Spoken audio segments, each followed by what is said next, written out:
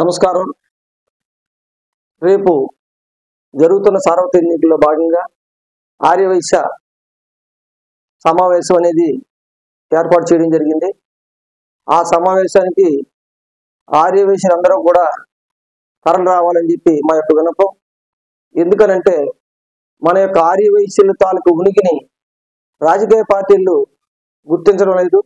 దాంట్లో భాగంగా ఆర్యవైశ్యుల ఉనికిని గుర్తించాలంటే మనందరం కూడా సంఘీభావం తెలియజేసి ఒక దగ్గర మన సమావేశం అయినట్టయితే ఆ సమావేశం 10 మందికి మనం తీసుకెళ్లే విధంగా ఉంటుందనే ఉద్దేశంతో ఈ కార్యక్రమం పెట్టడం జరిగింది. ఆ ఆర్యవైశ్య ఆత్మీయ సమావేశానికి గాజువాక జగ్గు సెంక్షన్ లో ఉన్నటువంటి గాజువాక క్లబ్ లో ఏర్పాటు చేయడం జరిగింది. ఆ కార్యక్రమానికి ఎంపీ బొత్స ఝాన్సీ గారు అభ్యర్థి, అలాగే గాజువాక అభ్యర్థి గుడివాడ అమర్నాథ్ గారు ఇచ్చేస్తున్నారు. అలాగే స్థానిక శాసనసభ్యులు తిప్పల నాగిరెడ్డి గారు, చింతలపూడి వెంకటరామ గారు, తిప్పల గురుమూర్తి రెడ్డి గారు ఇచ్చేస్తున్నారు.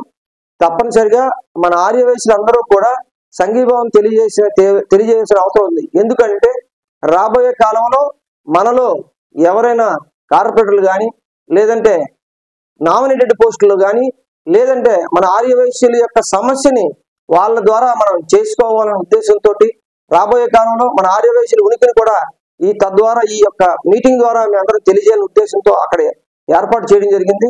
ఇందులో భాగంగా వచ్చిన అక్కడ సాంస్కృతిక కార్యక్రమాలు కూడా పెట్టడం జరిగింది. ఆ కార్యక్రమాల్లో అనంతరం భోజనాలు కూడా అక్కడ ఏర్పాటు చేయడం జరిగింది.